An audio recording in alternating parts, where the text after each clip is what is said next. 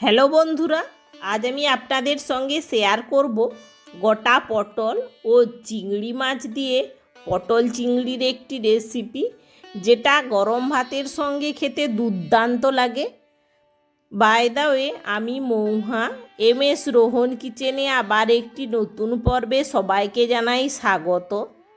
পটল চিংড়ি বানানোর জন্য প্রথমে আমরা এখানে নিয়ে নেব চিংড়ি মাছ। দেখো, একেবারে জ্যান্ত টাটকা চিংড়ি মাছগুলো ভালো করে ছাড়িয়ে নিয়েছি। এবার ওতে দিয়ে দেব লবণ ও হলুদ, দিয়ে ভালো করে মাখিয়ে 5 মিনিট রেখে দেব। লবণ ও হলুদ দিয়ে ভালো করে মাখিয়ে 5 মিনিট রেখে দেব। এবার যেহেতু পটল চিংড়ি বানাবো, তাই আমরা একেবারে নরম নরম পটল নিয়ে নিয়েছি। এই পটলগুলো ভালো করে ছাড়িয়ে নেব। এইভাবে প্রথমে আমরা পটলের ছালগুলো ছাড়িয়ে নেব। এই পটল চিংড়ি দিয়ে গরম ভাত খেতে খুবই সুন্দর লাগে। আপনারাও একবার হলেও ট্রাই করবেন, দেখবেন খেতে খুবই সুন্দর লাগছে। এই পটলের ছালগুলো ভালো করে এইভাবে ছাড়িয়ে নেব।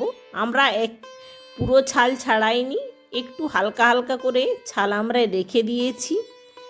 এইভাবে প্রত্যেকটা পটলের ছালগুলো ছাড়িয়ে নেব। এইভাবে সব পটলের ছালগুলো ছাড়িয়ে দুপাশে এইভাবে হালকা করে চিড়ে নেব, যাতে পটলের মধ্যে মশলাটা ভালো করে ঢুকতে পারে। তাই এইভাবে হালকা করে চিড়ে নেব। এইভাবে সব পটলগুলো ছাড়িয়ে নিতে হবে। এবার একটি কড়াই গরম করে দিয়ে দেব তেল। এখানে আজ আমরা সাদা তেলেই রান্নাটা করব। এখানে একটু প্রথমে তেলের পরিমাণটা বেশিই দেব, যেহেতু অনেকগুলোই পটল আছে, তাই একটু তেলের পরিমাণটা বেশিই দিচ্ছি। তেলটা গরম হয়ে গেলে দিয়ে দেব ছাড়িয়ে রাখা পটল। এখানে কিন্তু আমি পটলে কোনো লবণ ও হলুদ মাখাইনি, জাস্ট পটলটা ছাড়িয়ে ধুয়ে নিয়েছি। এইভাবে পটলগুলো ছেড়ে দেব। এখানে আমরা আজ অনেকটা পরিমাণেই তরকারিটা করব, তাই অনেকগুলো পটল দিয়েছি। পটলগুলো দিয়ে ভালো করে ভেজে নেব। এই পটলটা একটু সময় নিয়ে ভালো করে ভেজে নিতে হবে। পটলগুলো ভালো করে উল্টে পাল্টে লাল লাল করে ভেজে নেব। এইভাবে পটলটা ভালো করে লাল লাল করে ভেজে নামিয়ে নেব। এইভাবে পটলটা ভালো করে ভেজে নামিয়ে দিয়ে দেব কেটে রাখা আলু। এখানে আমরা আলুও দিচ্ছি। আলুটাও আমরা একটু লম্বা লম্বা করেই কেটেছি। আপনারা চাইলে আলুটা নাও দিতে পারেন, বা আলু দিলে ডুমো ডুমো করে কেটে দিলেও হবে। কিন্তু যেহেতু পটলটা গোটা গোটা আছে, বড় বড় আছে, তাই আলুটাও আমরা লম্বা লম্বা বড় বড় করে কেটেছি। আলুটা ভালো করে নেড়ে দিয়ে দেব পরিমাণ মতো লবণ ও হলুদ। লবণ ও হলুদ দিয়ে ভালো করে ভেজে নেব। লবণ ও হলুদ দিয়ে ভালো করে আলুটা ভেজে নামিয়ে নেব। এবার ওই তেলেই দিয়ে দেব গোটা গরম মশলা। আজ আমরা একটু খাবার বাড়ির স্টাইলেই পটল চিংড়িটা বানাবো। গোটা গরম মশলা দিয়ে ভালো করে ভেজে নেব। এবার দিয়ে দেব তেজপাতা, দিয়ে ভালো করে নেড়ে নেব। তেজপাতা দিয়ে ভালো করে নেড়ে দিয়ে দেব কেটে রাখা পেঁয়াজ। পেঁয়াজটা আমরা একেবারে ছোট ছোট করেই কেটে নিয়েছি। পেঁয়াজ দিয়ে ভালো করে নেড়ে নেব। এখানে গ্যাসের ফ্লেমটা আমরা মিডিয়ামে রাখব। মিডিয়াম টু লোতে রেখেই মশলাটা কষাবো। পেঁয়াজ দিয়ে ভালো করে নেড়ে দিয়ে দেব লবণ ও হলুদ মাখানো চিংড়ি মাছ। আমরা চিংড়ি মাছটা আগে থেকে ভাজিনি, এই মশলা কষার সময় চিংড়ি মাছটা দিয়ে কষিয়ে নেব ভালো করে। চিংড়ি মাছ দিয়ে ভালো করে ভেজে নেব।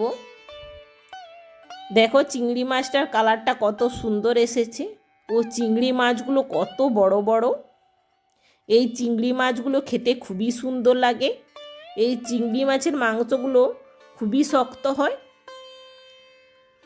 এইভাবে চিংড়ি মাছ দিয়ে ভালো করে নেড়ে দিয়ে দেব কেটে রাখা টমেটো, দিয়ে ভালো করে নেড়ে নেব। টমেটো দিয়ে ভালো করে নেড়ে নেব, যতক্ষণ না টমেটোটা হালকা গলে আসছে ততক্ষণ আমরা ভালো করে নেড়ে নেব। টমেটো দিয়ে ভালো করে নেড়ে দিয়ে দেব, এবার দিয়ে দেব রসুন বাটা, দিয়ে ভালো করে নেড়ে নেব। যতক্ষণ না রসুনের কাঁচা গন্ধটা চলে যায় ততক্ষণ ভালো করে নেড়ে নিতে হবে। রসুন বাটা দিয়ে ভালো করে নেড়ে দিয়ে দেব আদা বাটা। যেহেতু পটল চিংড়িটা অনেকটাই হবে তাই মশলার পরিমাণটাও একটু বেশিই আছে। আদা বাটা দিয়ে ভালো করে নেড়ে নিব। যতক্ষণ না আদার কাঁচা গন্ধটা চলে যায় ততক্ষণ ভালো করে নেড়ে নিতে হবে। আদার কাঁচা গন্ধটা চলে গেলে দিয়ে দেব লাল লঙ্কার গুঁড়ো, পরিমাণ মতো লবণ ও হলুদ গুঁড়ো। এবার দিয়ে দেব জিরে গুঁড়ো, দিয়ে সব উপকরণগুলো ভালো করে নেড়ে নেব। সব উপকরণ দিয়ে ভালো করে নেড়ে দিয়ে দেব অল্প করে জল। অল্প করে জল দিয়ে ভালো করে নেড়ে নেব। যতক্ষণ না গ্রেভি থেকে তেল ছেড়ে আসছে ততক্ষণ ভালো করে নেড়ে নিতে হবে। গ্রেভি থেকে তেল ছেড়ে আসলে দিয়ে দেব ভেজে রাখা পটল ও আলু, দিয়ে 5 মিনিট ভালো করে কষিয়ে নেব যাতে পটলের মধ্যে মশলাটা ভালো করে ঢুকে যায়, তাই ভালো করে নেড়ে নিতে হবে। পটল ও আলু দিয়ে ভালো করে কষিয়ে দিয়ে দেব পরিমাণ মতো জল, দিয়ে 5 থেকে 10 মিনিট ফুটিয়ে নেব। 5 থেকে 10 মিনিট ভালো করে ফুটিয়ে নেব। তরকারিটা গ্রেভিটা একটু কমিয়ে দেখে নেব আলুটা সেদ্ধ হয়ে গিয়েছে কিনা। আলুটা সেদ্ধ হয়ে গেলে গ্যাসের ফ্লেমটা আমরা কমিয়ে দিয়ে দেব গরম মশলা গুঁড়ো, দিয়ে ভালো করে নেড়ে গ্যাসের ফ্লেমটা অফ করে নেব। আমাদের রেডি পটল চিংড়ি। আজকের এই ভিডিওটি কেমন হয়েছে প্লিজ কমেন্ট করে জানাবেন। দেখো পটল চিংড়িটা কত সুন্দর লাগছে, কত লোভনীয় লাগছে। ভিডিওটি যদি ভালো লেগে থাকে অবশ্যই লাইক ও বেশি বেশি শেয়ার করে দেবেন। চ্যানেলে নতুন হয়ে থাকলে প্লিজ চ্যানেলটিকে সাবস্ক্রাইব করে পাশে থাকা বেল আইকনটি প্রেস করে দেবেন, যাতে পরবর্তী ভিডিওর নোটিফিকেশান সবার আগে আপনাদের কাছে পৌঁছয়। এতক্ষণ আমার সঙ্গে থাকার জন্য অসংখ্য ধন্যবাদ। দেখা হচ্ছে আবার একটি নতুন কোনো ভিডিও নিয়ে। ততক্ষণ ভালো থেকো, সুস্থ থেকো।